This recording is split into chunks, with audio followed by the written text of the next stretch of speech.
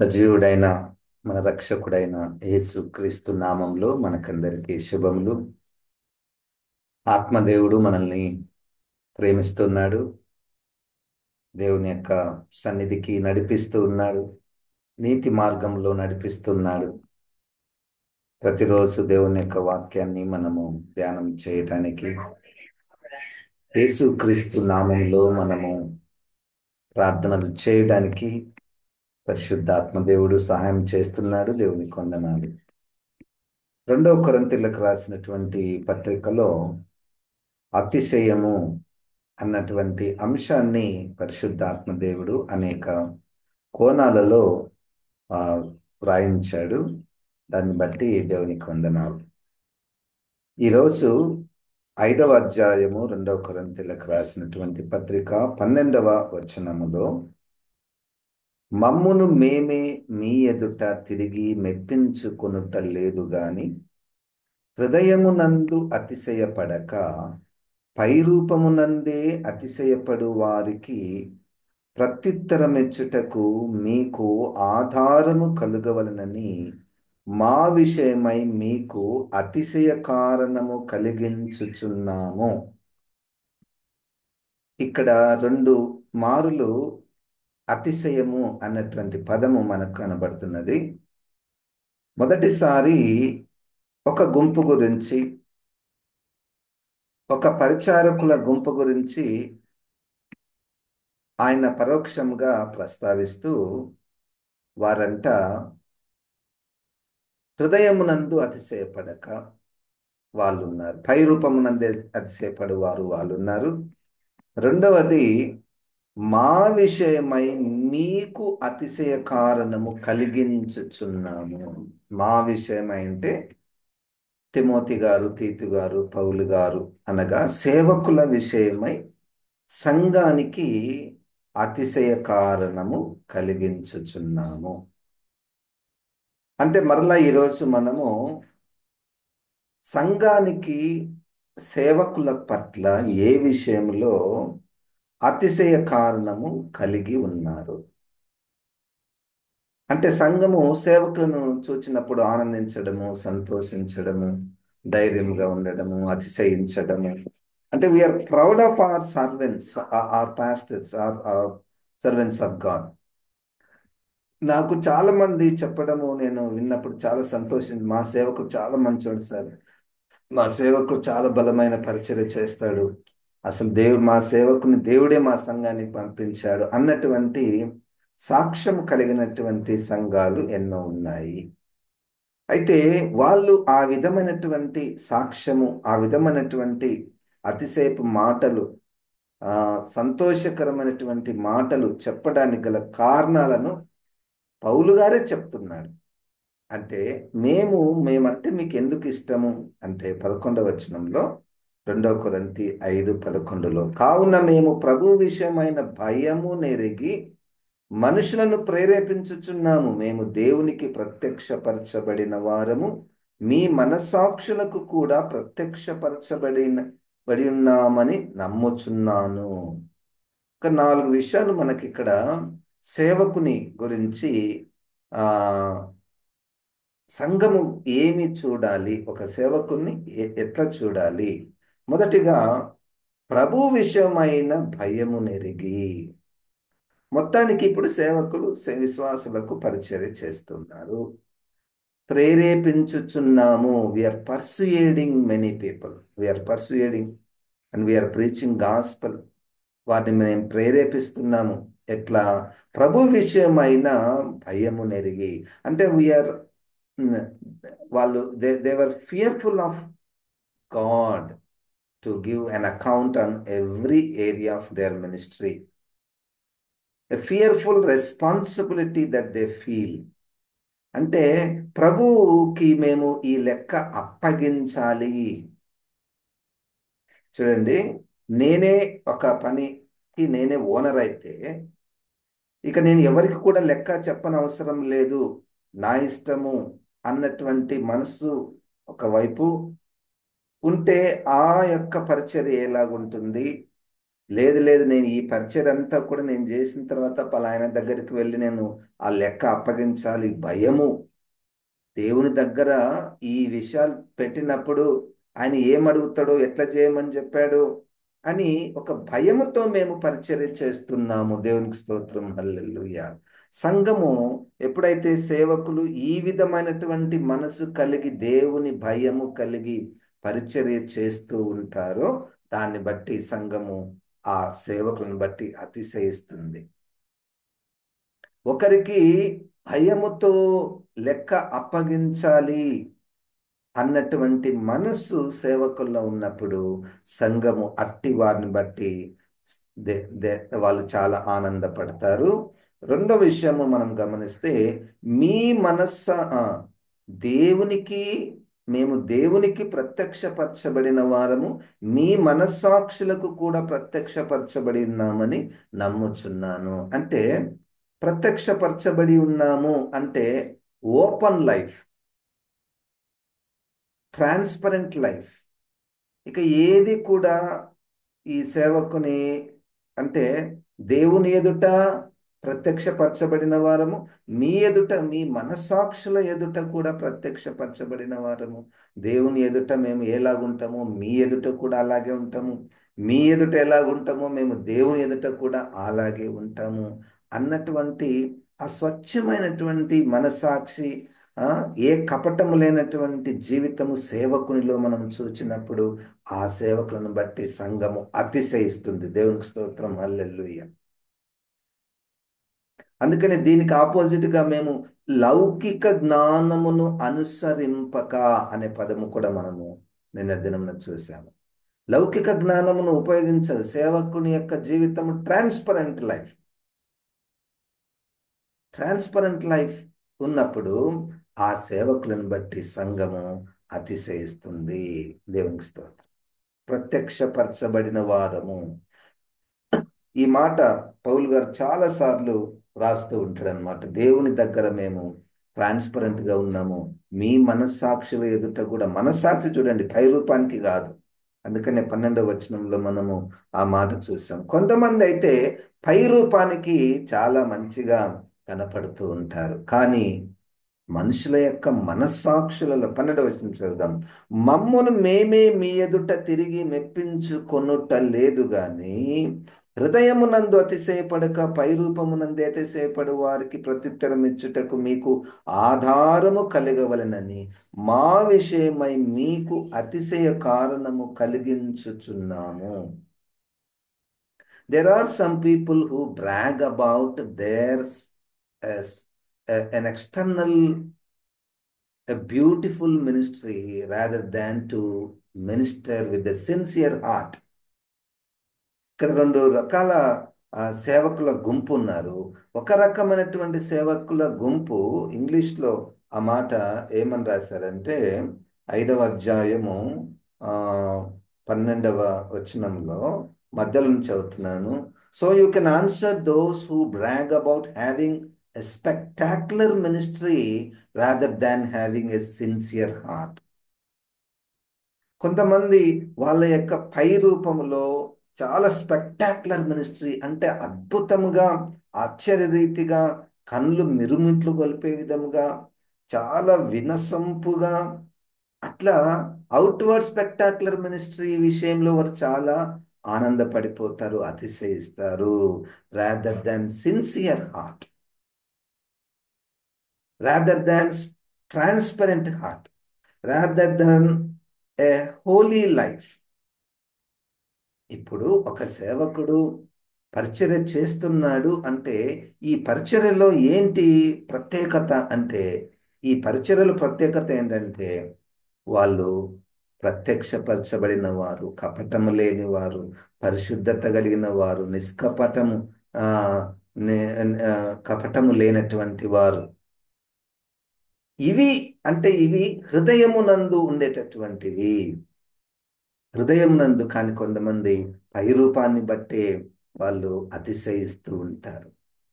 కనుక ఈ నీ విశ్వాసమైనటువంటి నీవు నీ సేవకుని విషయంలో ఏ విషయంలో నువ్వు ఆనందిస్తున్నావు? ఏ విషయంలో నువ్వు ఆనందిస్తున్నావు? ఆయనకున్నటువంటి మంచి మనస్సును బట్టియా, మంచి ఉద్దేశములను బట్టియా? దేవుడంటే భయపడతాడు మా సేవకుడు, దేవునికి లెక్క అప్పగించాలి అన్నటువంటి మనసుతో పరిచర్య చేస్తాడు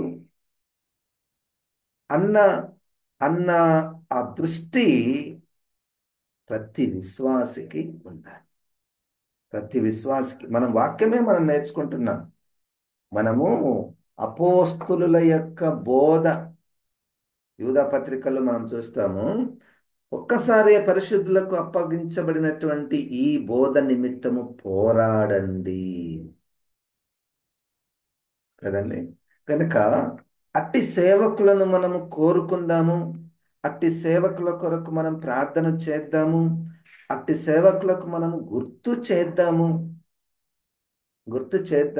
మీ సేవకుని గురించి, ఏ సేవకుని గురించి అయినా చెప్తారు, మనం చెప్పగలమా ఇతరుల దగ్గర? నాకు ఈ సేవకుడు అంటే చాలా ఇష్టం సార్, ఈ సేవకుని బట్టి నేను దేవుని స్తుతిస్తున్నాను. దేన్ని బట్టి? కపటం లేనివాడా, పరిశుద్ధుడా, భయము కలిగి పరిచర్య చేయువాడా, ఈ ఎక్స్టర్నల్ అవుట్వర్డ్ స్ప్లెండెడ్ మినిస్ట్రీని కోరుకునేవాడా, బయటికి అద్భుతంగా ఉండాలి సార్ అన్నటువంటిది ఆయన మనసా? మనము మంచి హృదయము, పరిశుద్ధ హృదయము, కపటం లేని హృదయము మనకు ఉన్నది. దేవుడు మనకి ఏమి ఇచ్చాడో వాటిని ఉపయోగించి మనము పరిచర్య చేద్దాంలే. దేవుడే కదా వాళ్ళని ప్రేరేపించేది, దేవుడే కదా వాళ్ళని ఒప్పింపజేసి రక్షణనిచ్చేది అని అంటాడా మన సేవకుడు? అనే మనసు ఆయనది. లేదు లేదు, మనం పరిచర్య చేస్తే అద్భుతంగా ఉండాలి ఆ, అన్న మనసా? ఎంత ఖర్చైనా పర్వాలేదు, మీరు మొత్తము ఏమంటారు, అద్భుతంగా ఉండాలి, కనుచూపుకు అట్లా ఉండాలి పరిచర్య అన్న మనసా?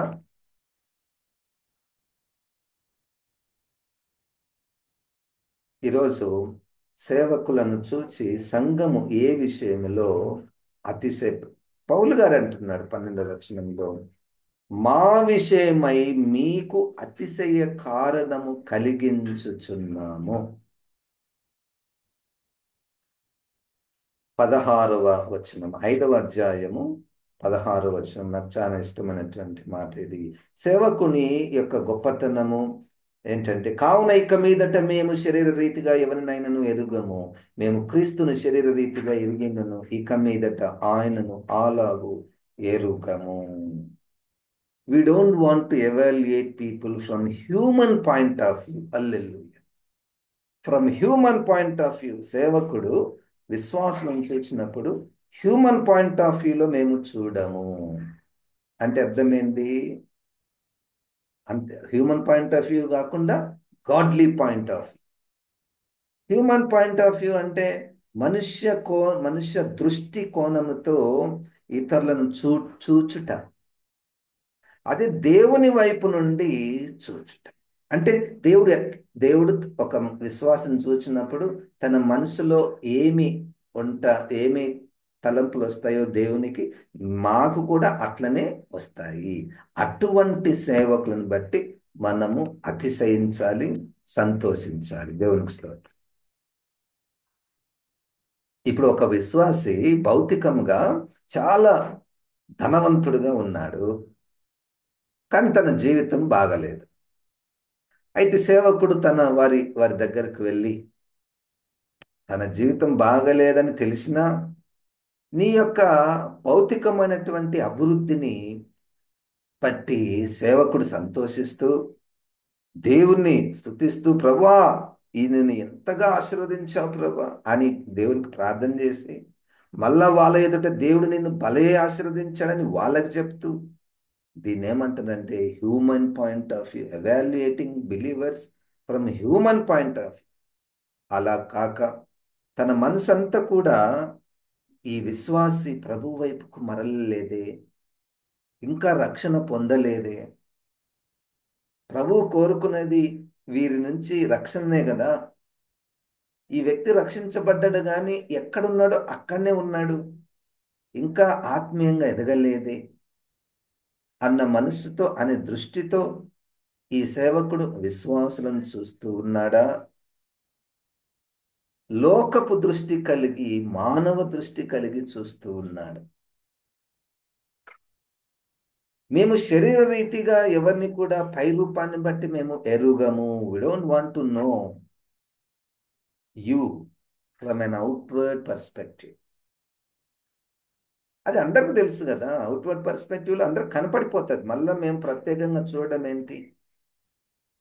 అందుకని ఈ యొక్క 2 కొరింథీయులకు రాసినటువంటి పత్రికలో మా పరిచర్య అక్షరార్థమైనటువంటి పరిచర్య కాదు, ఆత్మానుసారమైనటువంటి పరిచర్య.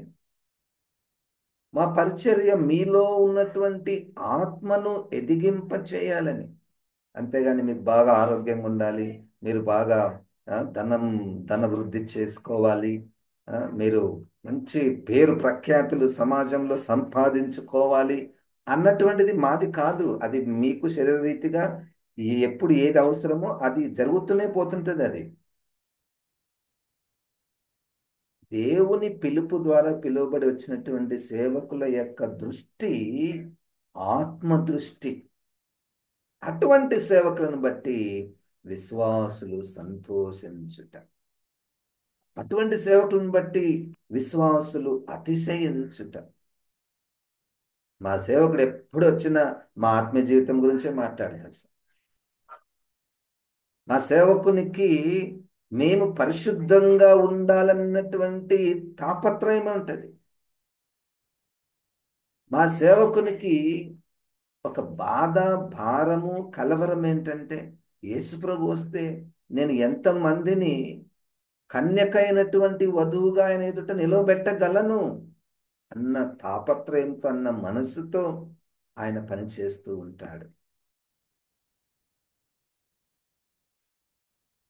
It's not an institution. ఒక ఇన్స్టిట్యూషన్ సంస్థ నడిపించినట్టు, ఒక సిస్టమ్ ఏర్పాటు చేసుకొని మీకేం కావాలా అంటే నేను చేస్తాను, నాకేం కావాలా మీరు నాకు చేయండి, 1 2 3 4 5 6 7 7 దినములలో ఫస్ట్ డే ఇది చేయాలన్నా చేస్తాం, సెకండ్ డే ఇది చేయాలి ఇది చేస్తాం. అట్లా మీరు కోరుకున్నవి నేను చేసి, నేను కోరుకున్నవి మీరు చేసి అనేటువంటి సిస్టములో సేవకులు, సంఘము ఉన్నటువంటి పరిస్థితి అపాయకరమైనటువంటి పరిస్థితి. We are so comfortable, we are not fighting. కానీ దేవుడు ఏం కోరుకుంటున్నాడు అంటే సేవకులు ఈ వ్యక్తిలో పరిపూర్ణత, విశ్వాసుల పట్ల పరిపూర్ణత.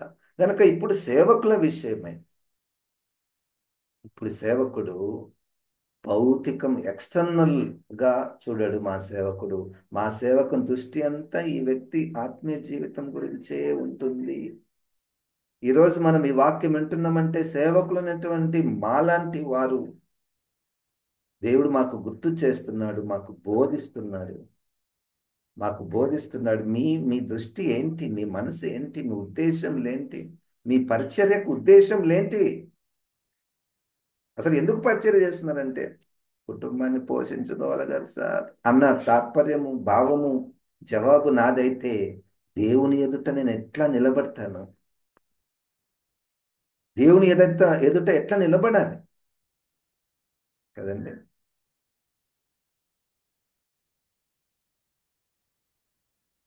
మేము శరీర రీతిగా ఎవరినైనా ఎరుగము, మేము క్రీస్తును శరీర రీతిగా ఎరిగి ఉండెనను, ఇక మీదట ఆయనను అలాగూ ఎరుగుదాం.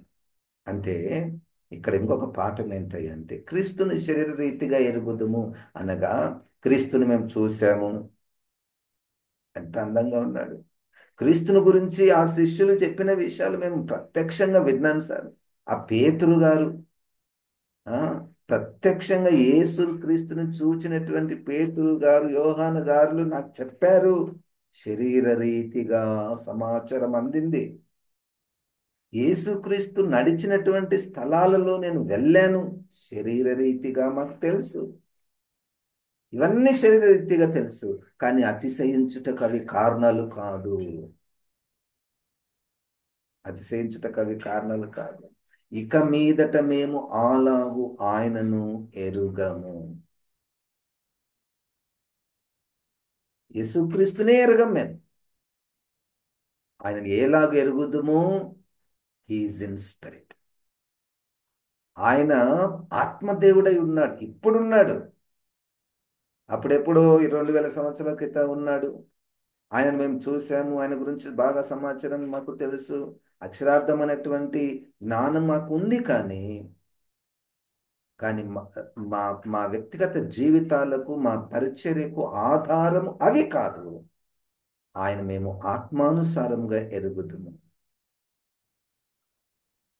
5వ అధ్యాయము 19-20 వచనాలు.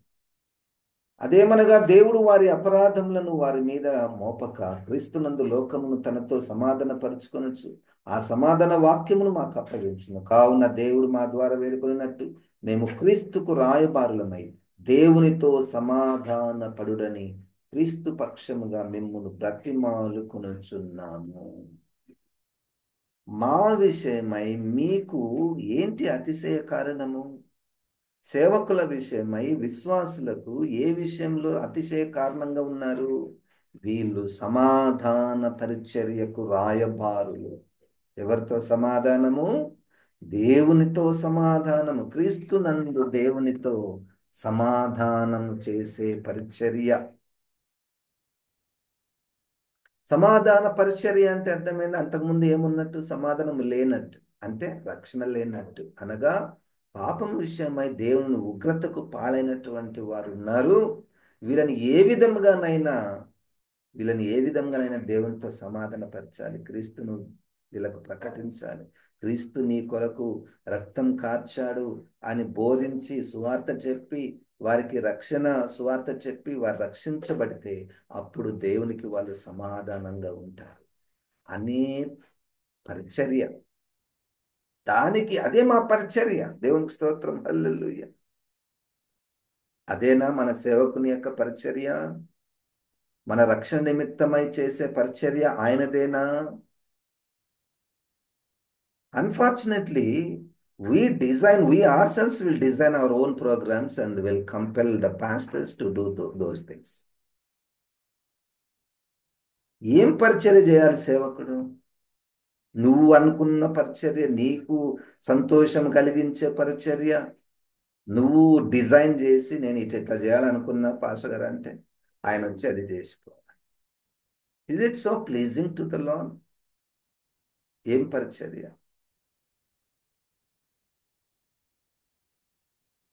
ఈ మధ్యలో ఒక ఒక ఒక దగ్గర పరిచర్యకు వెళ్తే వాళ్ళు చెప్తున్నారు, నిన్న ఊరికి చాలా దూరం, కొన్ని వందల 300-400 కిలోమీటర్లు పోయింటారు. ప్రయాణం చేసి వచ్చినాం. ఎక్కడ అంటే ఒక పరిచర్యకు పోయినామంట. ఏం పరిచర్య అంటే పంచలు గట్టే పరిచర్య అంట.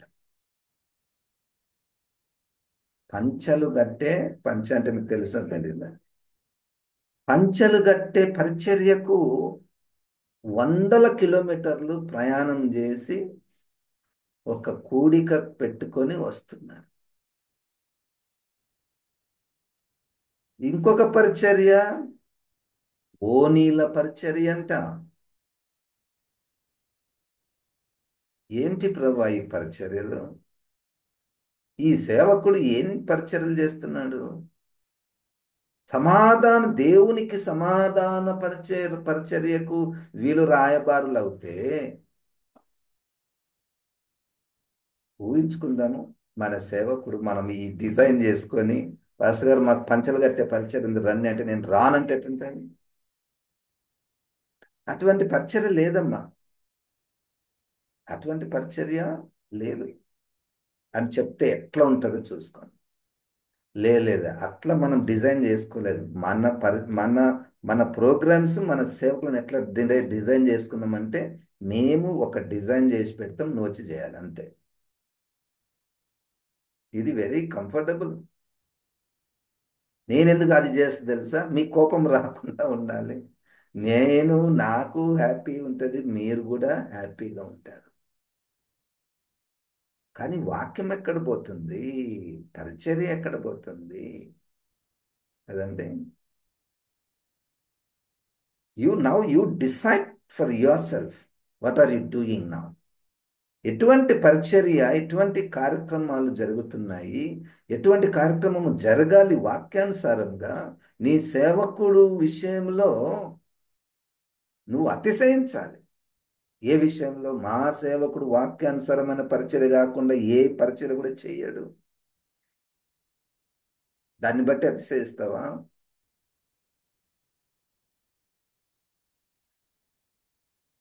చేయలేదనుకోండి, తర్వాత వచనాలు మనం చూడబోతున్నాం. కొంతమందికి వెర్రివారిగా కనపడతారంట. వెర్రివారిగా కనపడడం చాదస్తం. అదే మనం చెప్పినట్టు అన్ని చేశాడు అనుకో, మన పాస్టర్ గారు చాలా మంచోడండి. ఈరోజు ఒకటే విషయం, ఏ విషయంలో మేము మీకు అతిశయ కారణముగా ఉన్నాము, ఉండాలి. మీరు వాక్యాన్ని నేర్చుకుంటున్నారు కదా, ఆ వాక్యాన్ని అప్లై చేయండి. మనం ఇట్లా నేను చెప్పుకుంటూ పోయినా, నువ్వు వింటూ పోయినా కానీ 7వ అధ్యాయం 24వ వచనము మత్తయి సువార్తలో, నేను ఎంత చెప్పినా, మీరు ఎంత విన్నా చెయ్యకపోతే ఇసుక మీద ఇల్లు కట్టిన వారితో సమానం. వినడం వల్ల జీరో.